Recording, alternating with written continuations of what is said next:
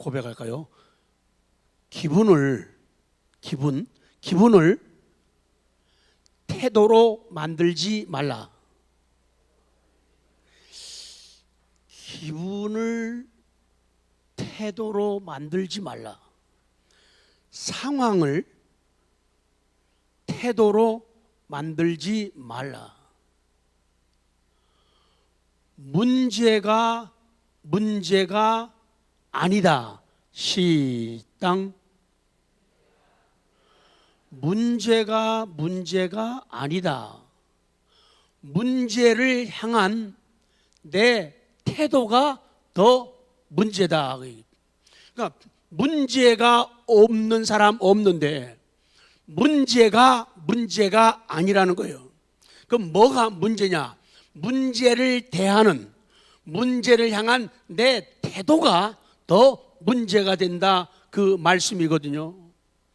계속적으로 승리자와 실패자에 대한 말씀을 우리가 상고하며 마지막 시간입니다. 예수님이 승리의 모습을 보여주시고 우리도 실패자의 모습에서, 실패자의 삶에서 승리자의 길로 걷고 있고 또 계속적으로 전진하고 있습니다.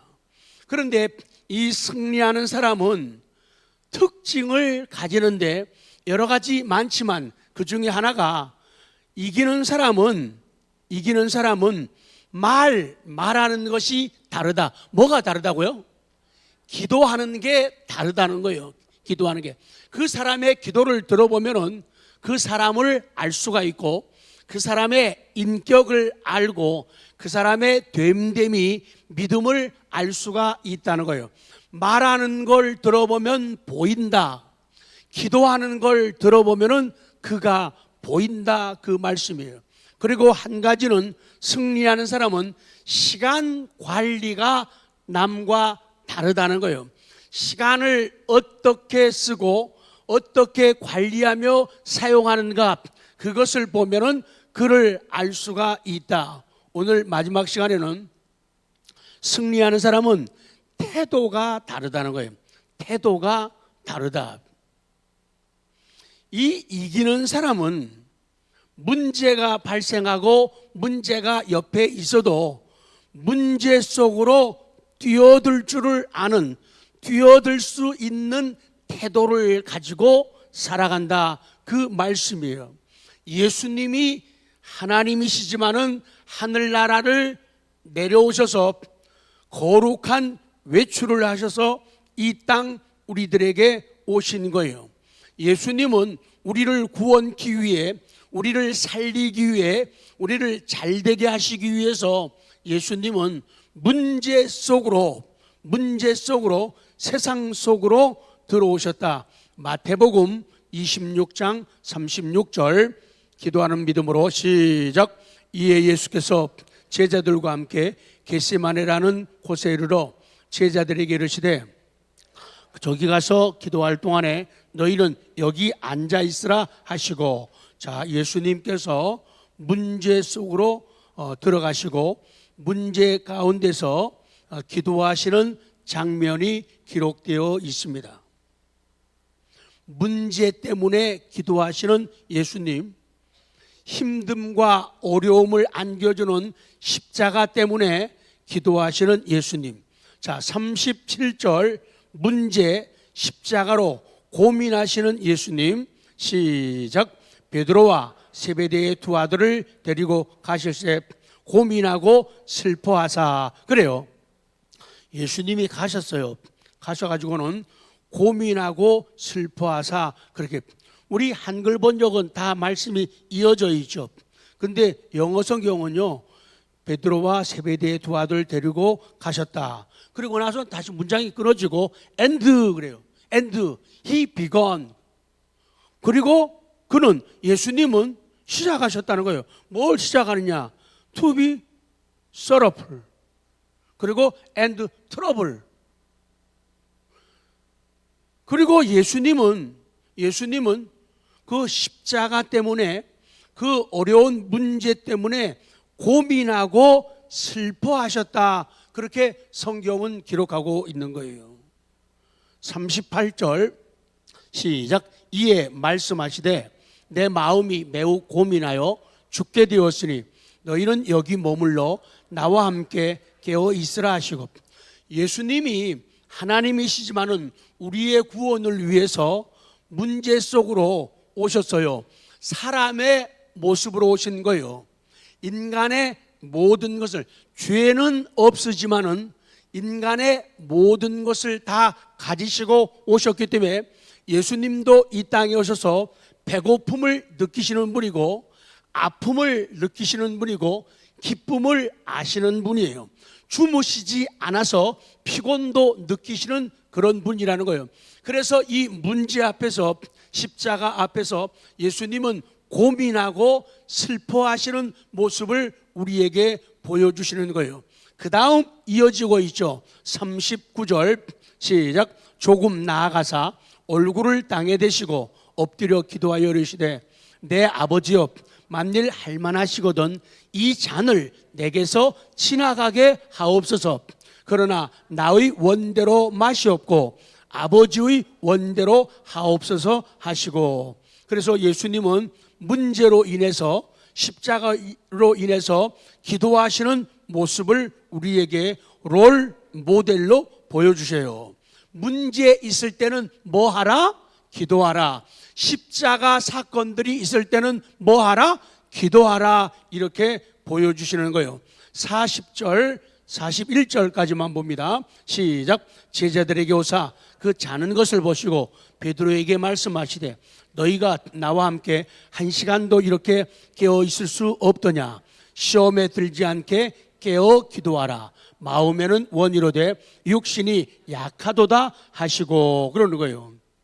그래서 우리 제자들이, 우리 인생들이, 하나님의 자녀들이 문제 앞에서, 십자가 앞에서 깨어 있기를, 깨어서 기도하기를 원하시는 그런 예수님의 마음을 우리가 보게 되는 거예요. 쭉 내려가겠습니다. 성경 끝나고 승리자가 되신 예수님, 그 예수님이 문제에 대한, 십자가에 대한 태도가 어떤 것인가? 그것이 39절, 42절, 44절 동일하게 나오는데, 나의 원대로 마시옵고 아버지의 원대로 하옵소서, 이거예요. 이게 제일 큰 기도예요. 이게 제일 깊은 기도예요. 이게 제일 많은 것을 드리는 기도가 돼요. 쉽게 하면 그거예요. 내 뜻대로, 내 원대로 하지 마시고요, 아버지의 뜻대로, 아버지의 원대로 되기를 원합니다. 이게 진짜 기도고, 이게 진짜 큰 기도, 지혜로운 기도가 된다, 그 말씀이에요. 예수님은 십자가의 죽음이 자신의 사명이고 자신을 이 세상에 보내신 아버지 하나님의 뜻을 행하는 것임을 알고 계셨어요. 사랑하는 성도 여러분, 오늘 이 아침에 저희들에게도 우리에게 나만의 문제가 있고 나만의 십자가가 있어요. 중요한 것은 그 십자가는 시험이 아니에요. 나를 무너뜨리려는, 망가뜨리려는 것이 아니라는 거예요. 하나님의 뜻에 순종하는 자발적인 희생, 그리고 자발적인 결단, 자발적인 행복, 자발적인 승리예요. 그래서 우리에게 주어진 문제는, 내게 주어진 십자가는 삶 속에서 내 삶의 목적을 이루고 사명을 이루는 승리의 비결이 되고 승리하는 태도가 된다는 것이죠. 우리가 힘듭니까? 그렇기 때문에 하나님께 어려움 앞에서, 문제 앞에서, 십자가 앞에서 기도하라는 것이거든요. 그런데 많은 사람들이 기도하지를 않는다는데 우리의 아픔은 커지고 문제는 점점 커지고 많아진다는 것이죠.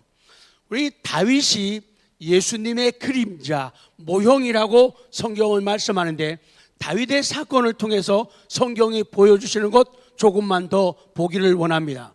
사무엘상 21장 10절, 문제 속으로 뛰어드는 다윗의 모습이에요. 10절 시작.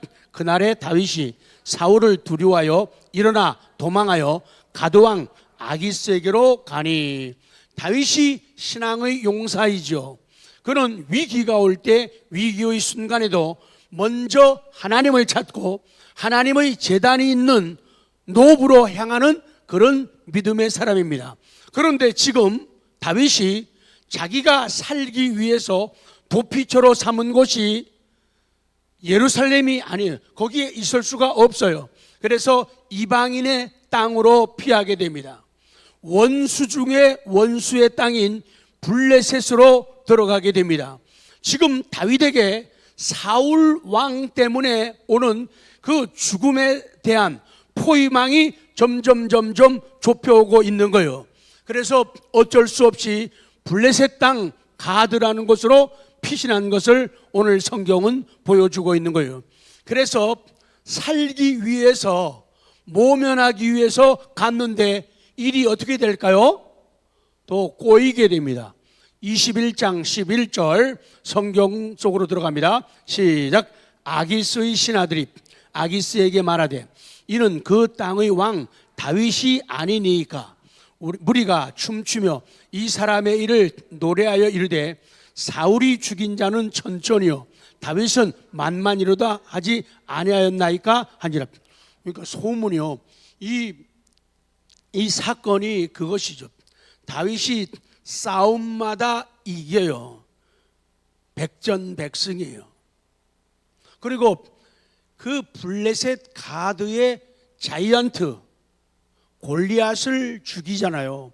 그러니 다윗에 대한 명성과 그 소문은 뭐 인근 지역으로, 인근 주변 나라로 쫙쫙 퍼져나간 거예요.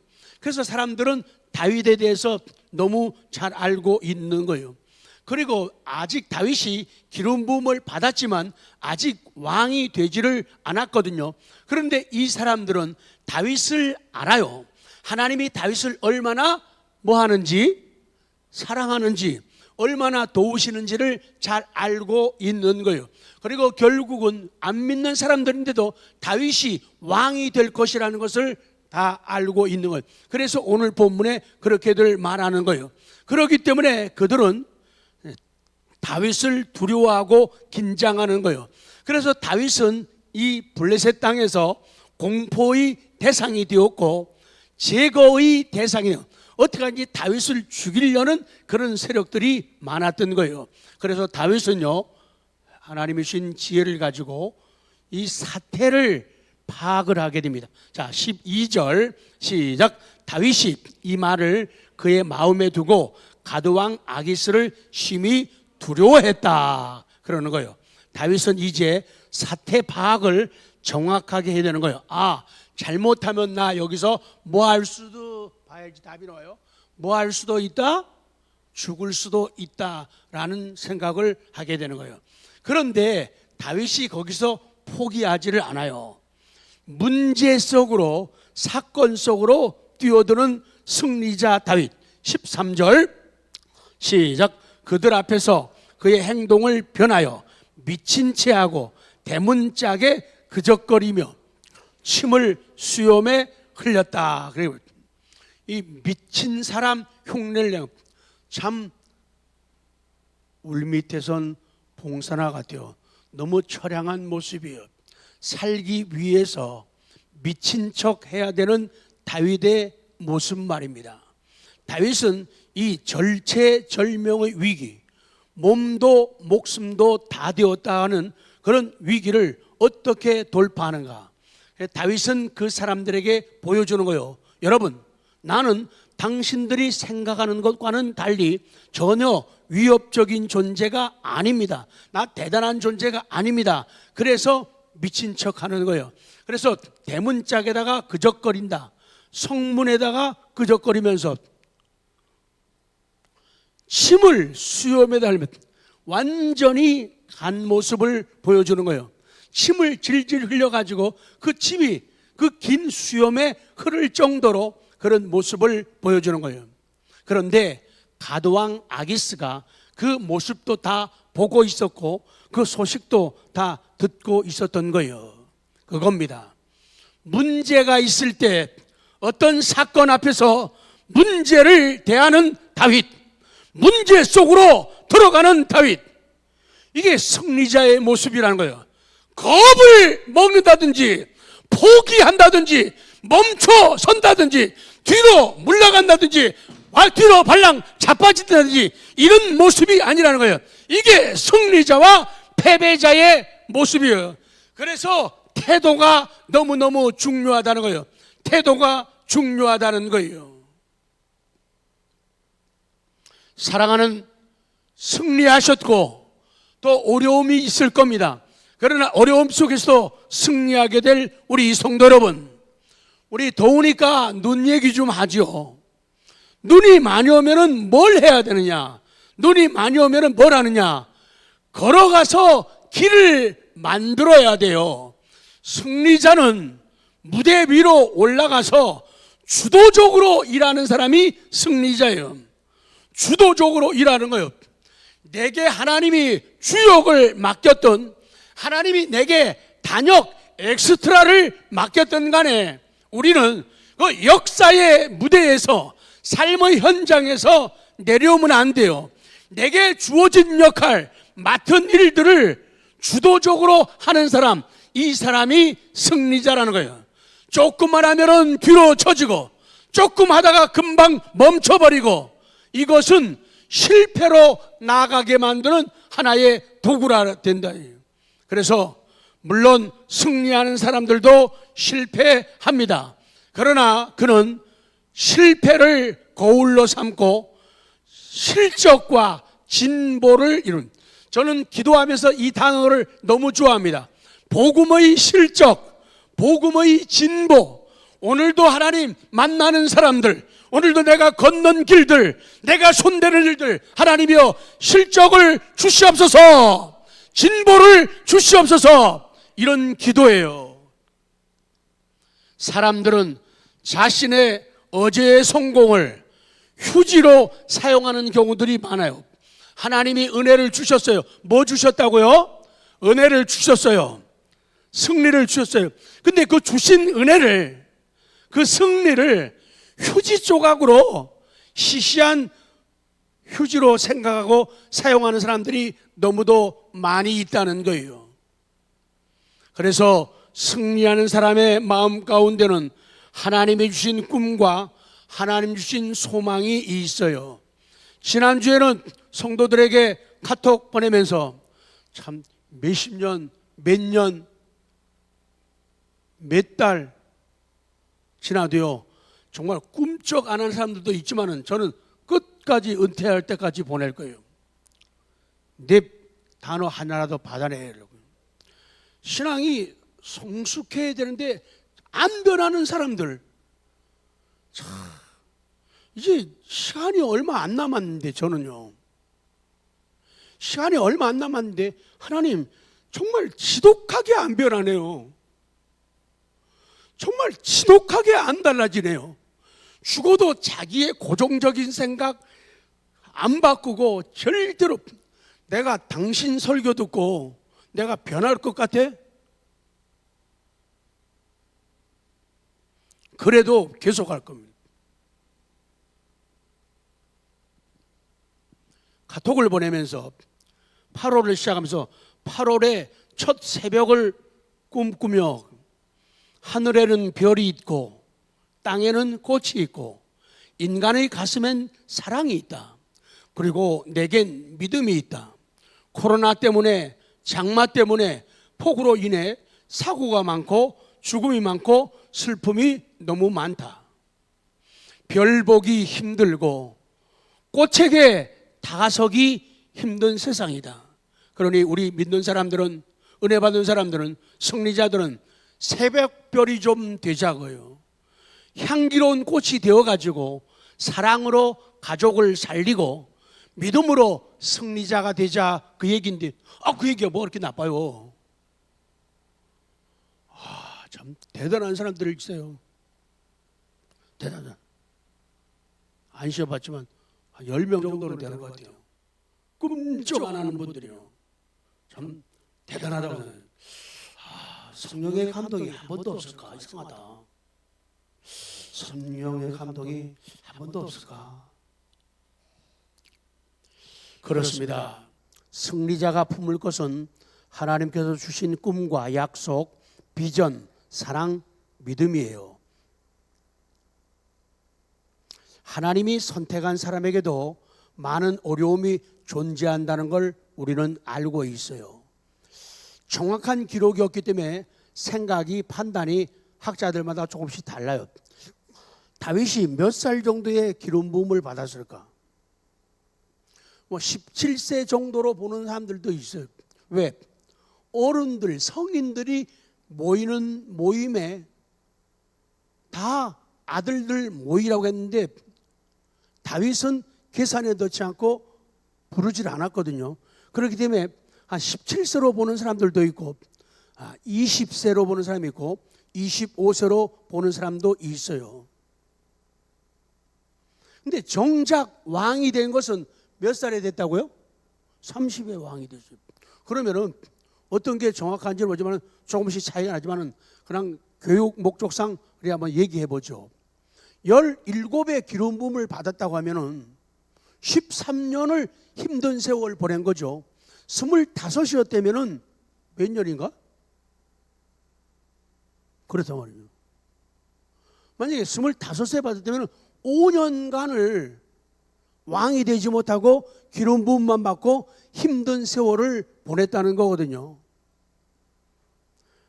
많은 시간을 광야의 시간을 보내고 많은 시간을 어려움의 시간을 통과하며 살았다는 거예요.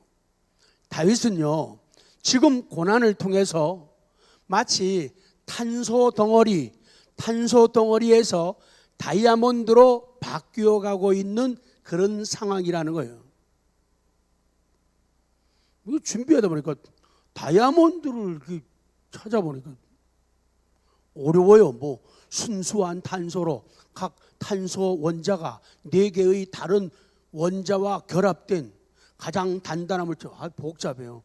하여간에 탄소에서 다이아몬드, 더 쉽게 얘기하면 무슨 연탄이나 석탄 이런 데 제일 많잖아요. 이런 거에서 다이아몬드 만든다는 거예요. 그러니까 이런 탄소 덩어리, 이런 생활을 거쳐가지고 다이아몬드가요 제일 단단한 물체잖아요. 그래서 이 다이아몬드는 승리를 상징하고 변하지 않는 사랑을 상징해요. 그래서 다윗이 하나님 앞에서 승리자가 되고 하나님의 변하지 않는 사랑을 받고 변하지 않는 사랑을 드리는 그런 모습, 그래서 다이아몬드와 같은 그런 모습으로 나타나고 있는 거예요. 성도 여러분, 혹시 어려움이 있습니까? 혹시 문제가 있고 십자가가 있습니까? 문제 속에 답이 있다. 시작. 밑에 또 시작. 문제가 나를 만든다. 문제가 나를 만드는 거예요. 어려움이 크면 클수록, 고난의 강도가 세면 셀수록, 십자가가 크면 클수록 우리는 큰 사람으로, 큰 응답으로, 큰 변화로 나아갈 수 있다는 거예요. 어려움을 경험하지 않은 사람들은 온상의 화초처럼, 신앙생활도 그러하지 않습니까? 어려움이 하나도 없는 사람들 참 그게 문제가 된다는 거예요. 그래서 태도가 중요해요. 문제 속에 답이 있기 때문에 문제를 어떻게 보느냐, 어떤 믿음을 가지고 문제 속으로 들어가느냐. 문제가 나를 만든다. 문제가 나를 만든다. 문제가 나를 만드는 거예요. 그래서 승리하는 사람, 믿음의 사람은, 창조적인 사람은 주도적으로 길을 만들어야 돼요. 그래서 매일 얘기하잖아요. 성 쌓는 사람 되지 말고 길 닦는 사람이 되라고 말씀드리는 이유가 그거예요. 눈이 오면은 쉬워요. 빗자루 들고 눈삽을 들고 길을 만드는 거예요. 내가 길을 만들고 그 다음 새벽에 올 사람들을 위해서 내가 눈을 쓰는 거예요. 그리고 그들이 그 길을 걸을 수 있도록. 그러면 그분은 감동받고 또 다른 눈을 쓰면서 또 길을 만들어서 또 다른 사람이 걸어오도록 만든다. 이게 승리자가 되는 그런 모습이라고 말씀하는 거예요. 마지막인데요, 물론 패배자도 태도가 있긴 있어요. 태도가 달라요. 그런데 이 패배자의 태도는 눈 녹기만을 기다린다는 거예요. 꼼짝을 안 하려고 해요. 기다리다 끝이 나요. 아무것도 안 하다 끝이 난다는 거예요. 그래서 패배자의 기다림은 저절로 되기를 기다리는 막연한 기다림이에요. 언젠가 이 부분을 인용하면서 말씀을 드렸죠. 비교를 다시 해보는 거예요. 문장을 쓸 적에 봄하고 콤마 찍고 기다려, 봄, 기다려. 이 말은 봄, 기다려. 그 말 속에 은연중에 봄을 향해서 명령하는 자신이 있는 여유 있는 모습을 볼 수가 있잖아요. 그런데 말을 바꿔요. 똑같은 단어인데 기다려 봄, 기다려 봄. 좋은 의미도 있지만은 기다려 봄. 막연히 기다려 보는 것, 이게 기다려 봄이에요. 봄, 기다려 이렇게 해야 돼요. 봄, 기다려, 시작. 꼭 누구예요 뒤에? 어유 소리가 짱 그래야 되는데.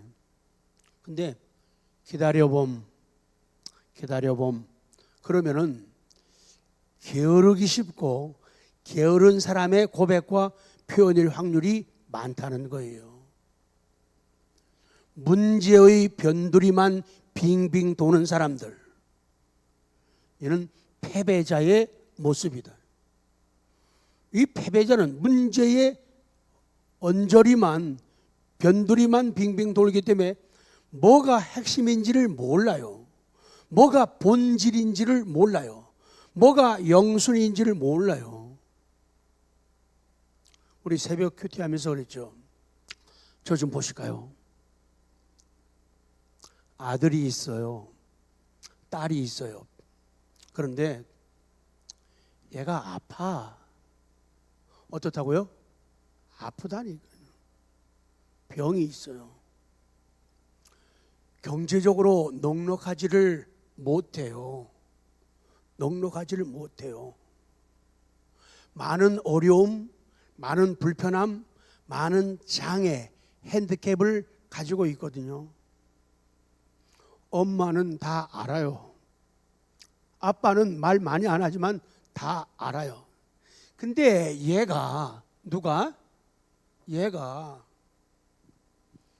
걱정 안 끼친다는 얄팍한 생각 때문에 엄마 앞에서도 아빠 앞에서도 저 괜찮아요.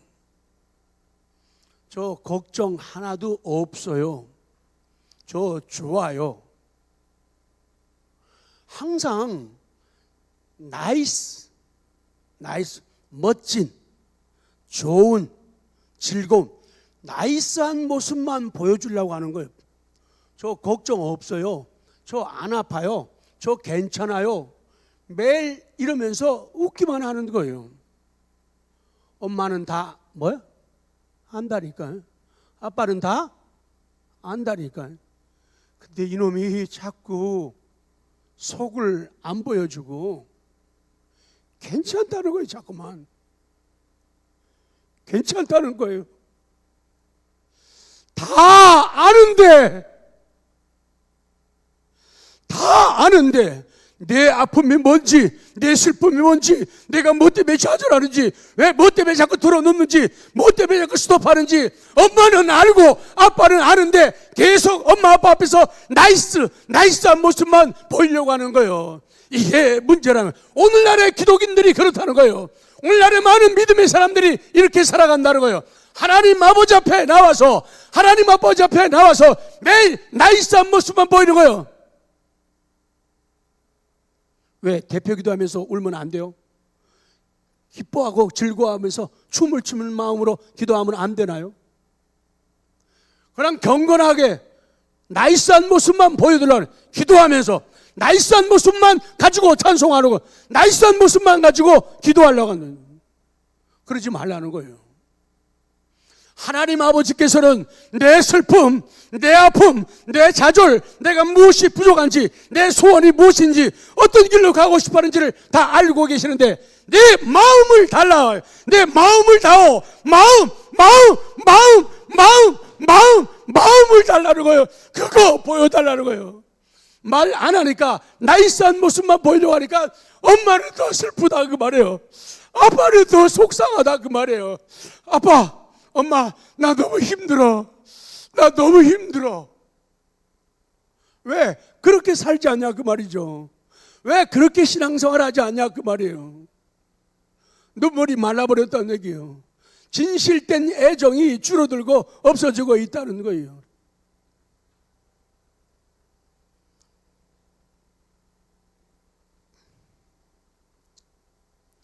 패배하는 사람은 무대 위에 있어야 하고 당연히 현장에 있어야 하는데 엉뚱하게 뭐 맡겨요? 생뚱맞게. 생뚱맞게가 뭐예요? 하는 행동이나 말이 상황에 맞지 아니하고 매우 엉뚱하다. 생뚱맞게. 이상해요. 하나님이 주신 역할, 자리, 위치, 신분이 있어요. 무대에 있다가도 갑자기 객석으로 내려가서 구경하는 거예요. 자기 나름대로 역할이 있는데 그 역할을 안 하고 무대 위로 내려가서 객석에 앉아서 구경하는 거예요. 이게 패배자의 모습이라는 거예요. 잊어버리면 안 되니까 옆에 분에게 어디 가세요? 객석. 그만. 연습이니까요. 시작. 어디 가세요? 객석? 객석 가면 안 돼요. 당신은 역할이 있어요. 무대 위에 현장에 있어야 된다. 승리자와 패배자는 현장을 대하는 태도, 일을 대하는 태도가 이렇게 달라요. 실패하는 사람은 욕심만 많아요. 얼만큼 많다고요? 됐다 많아요. 욕심만. 사랑하는 성도 여러분, 야고보서 1장 15절 시작. 욕심이 잉태한 즉 죄를 낳고 죄가 장성한 즉 사망을 낳는. 여러분, 우리는 왜 죄를 낳을까요? 왜 우리는 죄를 지을까요? 뭐를 잉태했기에? 욕심을 뱉기 때문에 그래요. 그럼 왜 사망을 낳을까요? 왜 문제가 발생하고 사건이 터질까요? 욕심을 잉태했기 때문이에요. 하나님의 사람은, 성령의 사람은, 승리하는 사람은 욕심을 잉태하지 않아요. 했다가도 빨리빨리 떼어버리는 거예요. 하나님의 말씀을 잉태해요. 꿈을 잉태하는 거예요. 오늘 사랑하는 저와 우리 성도님들, 우리 모두가 승리자답게 하나님의 말씀을 품는 이 아침 되기를 기도합니다. 오늘 승리자답게 꿈을 품는 이 아침 되기를 원합니다. 욕심 말고 꿈. 시작. 욕심 말고 꿈이에요. 꿈을 욕심 품으면 안 돼요. 자, 욕심을 품으니까 뭐가 나와요? 편법이 나오는 거예요. 욕심 품으니까 욕심을 이루기 위해서 편법이 나와요. 편법을 쓰려니까 뭐를 짓게 돼요? 죄를 짓게 되는 거예요. 죄를 지으면 어떻게 된다고요? 죄가 자꾸만 자라나는 거예요. 그러면 자라난 죄가 많고 많아지면 어떻게 돼요? 죽음이라는 거예요. 망한다는 거예요. 자, 결론입니다. 바른 판단이 중요합니다. 마태복음 7장 6절 시작. 거룩한 것을 개에게 주지 말며 너희 진주를 돼지 앞에 던지지 말라. 그들이 그것을 발로 밟고 돌이켜 너희를 찢어 상하게 할까 염려하라. 그거예요. 그래서 판단이 중요한데 바른 판단이 있어요. 비판을 하는데 바른 비판을 해야 된다는 거예요. 그래서 거룩한 것을 개에게 주지 말아라. 개에게 주면 안 되는 거예요. Do not give dog. 오늘 쉬운 거 나오네요. What is sacred? 성스러운 종교적인 그런 거룩한 것들을 절대로 개들에게 주지 말라는 거예요. 개한테 주면은 개들이 몰라요. 귀한 거를. 그 다음에 너희 진주를 돼지 앞에 던지지 말라는 거예요. 농구할 때만 드로우를 진주를 돼지에게 드로우하지 말라, 던지지 말라는 거예요. 바른 판단이 중요합니다. 오늘 본문에 개나 돼지는 바른 판단을 못해요. 그래서 개는 거룩한 거를 받아들이지 않고 돼지는 진주를 받아들이지 않으니까 사람들이 개 같은 판단을 하니까 그거 안 된다는 거예요. 돼지 같은 판단 안 되네. 왜? 돼지는 진주를 거부하기 때문에 그런 판단은 안 된다는 거예요. 우리 예수님께서 지금 저희들이 개와 같은 판단, 돼지와 같은 판단을 하지 말라고 오늘 본문에 교훈하고 명령하고 가르치시는 거예요. 거룩한 것을 던져주는데도 개와 같은 태도를 가지면은 개와 같이 살 수밖에 없다는 거예요. 진주를 던져주는데도 돼지와 같은 태도를 가지면은 돼지와 같이 될 수밖에 없다는 거예요.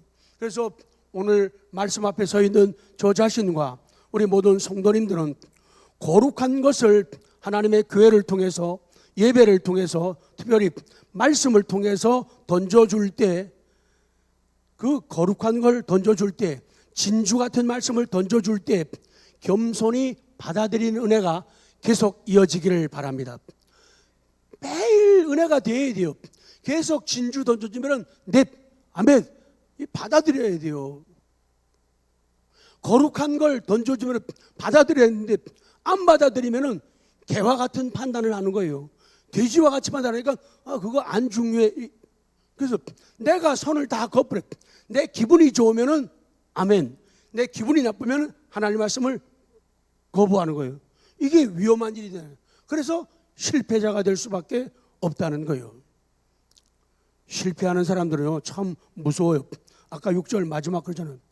이 거룩한 것을 개에게 주고 진주를 돼지 앞에 던졌는데도 안 받아들이는 사람들 볼래요? 6절 보면 그들이 그것을 발로 밟고 세상에 돌이켜 너희를 도려 찢어 상하게 할까 염려.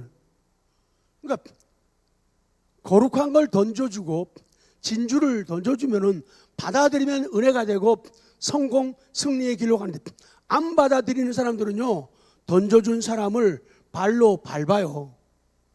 이거 어쩔 수 없는 진리. 이거 예수님의 말씀이에요. 밟아요. 던져준 사람, 거룩한 걸 자기를 위해서 던져줬는데도 거부하는 거예요. 진주를 줬는데도 돼지같이 거부하는 거예요. 이런 사람들은 던져준 사람을, 그 거룩한 것을, 진주를 발로 밟아버려. 이래요. 예배를, 성령의 역사를, 설교를 그냥 밟아요. 그리고 그뿐인 줄 아세요? 돌이켜 너희를 찢어, 상대방을 찢어버리고 상하게 한다네요. 그렇기 때문에 거룩한 걸 주는 사람들 조심하라는 거예요. 염려하라는 거예요. 그런 일이 꼭 생길 수 있다는 거예요. 이 지상교회는 불완전해요. 불완전해요. 그렇기 때문에 그것을 받아들이는 사람들이 안 받아들이게 되면 이런 불상사들이 벌어지고 만들어요. 그래서 싸우게 되고 턱을 쳐들게 되고 목소리 높이게 되고 이렇게 이런 일들이 벌어진다는 거예요. 그런데 비판을 하려면은 바른 판단, 바른 비판을 하라는 거예요. 잘못된 비판이 아니라 바른 판단, 바른 비판하는 게 중요하다고 성경은 말씀해요. 결점을 들춰내는 비판은 실패자들이 하는 것이다. 전 이쁘게 썼어요. 상대방의 결점을 들춰내는 비판은 실패자들이 하는 것을 바꾸면 뭘로 바꿔요? 치시다. 비판하지 말라. 마태복음 7장 1절 예수님 말씀입니다. 시작. 비판을 받지 아니하려거든 비판하지 말라 그랬죠. 그게 돼요. 그 다음에 2절로 갑니다. 비판하지 않아야 할 이유. 2절 시작. 너희가 비판하는 그 비판으로 너희가 비판을 받을 것이요 너희가 헤아리는 그 헤아림으로 너희가 헤아림을 받을 것이니라. 그래서 예수님은 말씀이에요.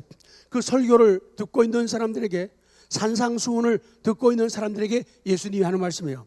네 들보부터 보라는 거예요.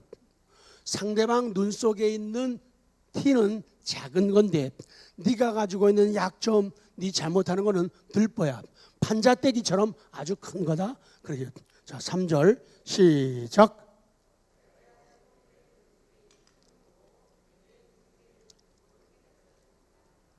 아멘. 그러면서 예수님은 5절의 말씀이요.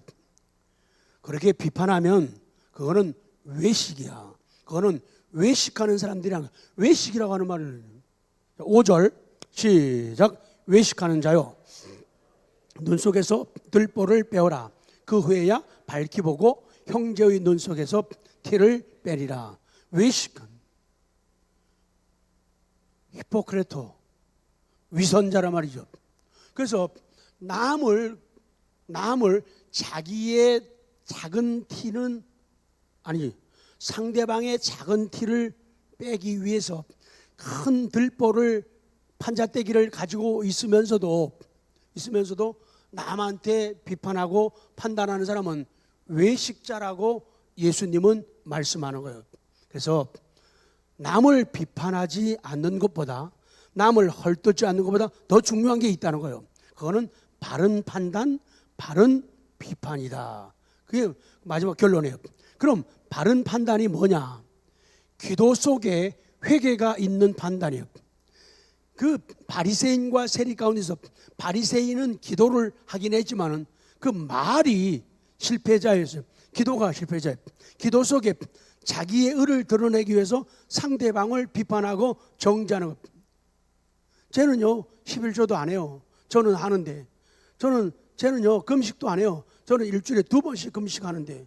저는요 불의를 행하지 않거든요. 토색한 일도 없거든요. 그렇게 하면서 남을 비판하는 거예요. 그것이 위험하다는 거예요. 그리고 가슴 칠 수 있는, 가슴침이 있는 언어를, 하나님 불쌍히 여기세요. 제가 죄인입니다. 제가 잘못했습니다. 제가 부족합니다. 저를 용서해 주십시오. 이런 것, 이게 바른 판단이에요. 그리고 다른 사람을 인정하는 거예요. 그리고 존경의 언어를 사용하는 것. 예배 언어도 그렇고 생활 속의 언어도, 말 속에 상대방을 향한 존경의 언어를 가지라. 상대방을 무시하는 언어를 사용하지 말라. 그래서 오늘까지 성공자와 실패에 대한 말씀을 우리가 나누었습니다. 이 말씀 앞에 부족한 저 자신과 우리 모든 성도님들 모두가 실패자의 길에서 성공자의 길로 질주하고 달리는 행복들이 있기를 기도합니다. 아멘. 기도합니다.